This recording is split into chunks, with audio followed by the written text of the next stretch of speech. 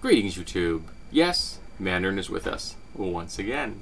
Today I'll be reviewing Adam's Navel by Michael Sims, A Natural and Cultural History of the Human Form. And the cover is covered with little images. In fact, there's a butt. Oh, there's a butt! Little images of different portions of the human form. And he is just definitely talking about the human form and not specifically the human body. He's talking about the things that we can see with our eyes. And he does occasionally delve into how they work, so it doesn't involve a good deal of the biology of the interior, but he's not talking about the processes that govern your liver and your organs and your lungs and things like that. He's talking about your hair and your skin and your eyes and nose and your senses and your tongues. You can see a tongue.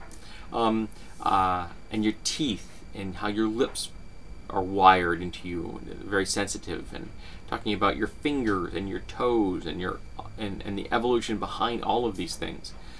So he starts here and he works his way down.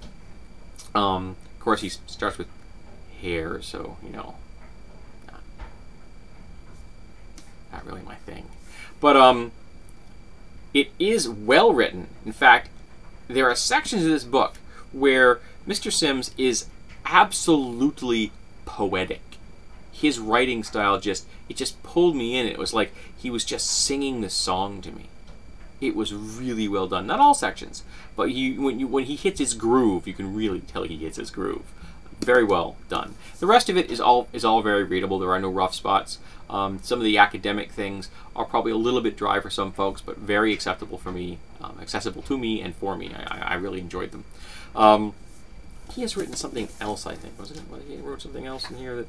Yeah, Darwin's Orchestra, an almanac of nature in history and the arts. So I'm probably going to look that book up and definitely give it a read because I really enjoyed this one. Very, very much am I recommending this.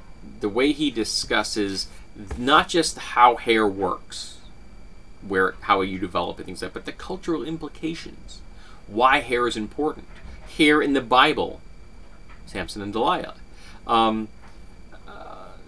This hair in sexism and in gender politics. I talk about the skin and exposing it. And what happens when it's scarred. What happens when you show too much. Our cultural norms about how much you should and shouldn't show. Things like that. Talking about our senses and how they impact us as individuals and how they have had a cultural impact upon the world at large.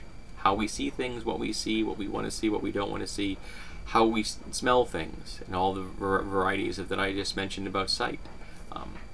Our sense of taste, our hearing, our ears themselves. Why are they shaped like this? And how did we get them? He talks about breasts, he talks about genitals, he talks about nipples, he talks about buttocks.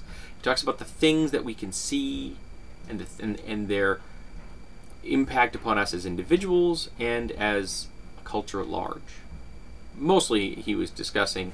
I would say 50% of this book, maybe more, is discussing Western culture. He does talk about other cultures, just to a smaller extent. He was raised in Western culture, and this is aimed at a very much of a Western cultural audience. So the fact that the majority of the book deal with the Western culture isn't shocking.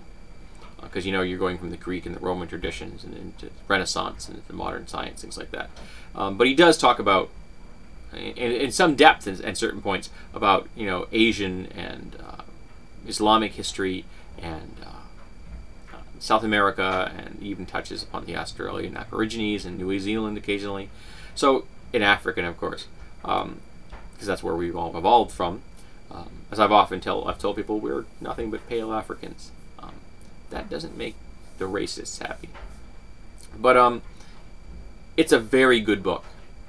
I really think that if you have any interest in biology and culture, this is something that you absolutely must read. And again, it's Adam's Navel by Michael Sims. And of course he does talk about Adam's navel and the fact that does Adam have a navel? And the debate that was around that, and there are people who are very fiercely fighting on both sides of that argument that yes, Adam did have a navel, and no, Adam didn't have a navel because he was not born from woman. So that's really interesting to my mind. How many angels can dance on the head of a pin? So I would recommend this. And also, if you're into biology, I think this will also be useful. Generally, in just general biology, but human biology in specific. But it also touches on sociology and anthropology and sexuality. So this covers a lot of topics, and he does it well.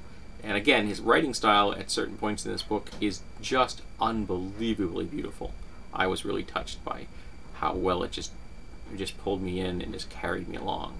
And if an author can do that, it's a sign that they really know how to do their work.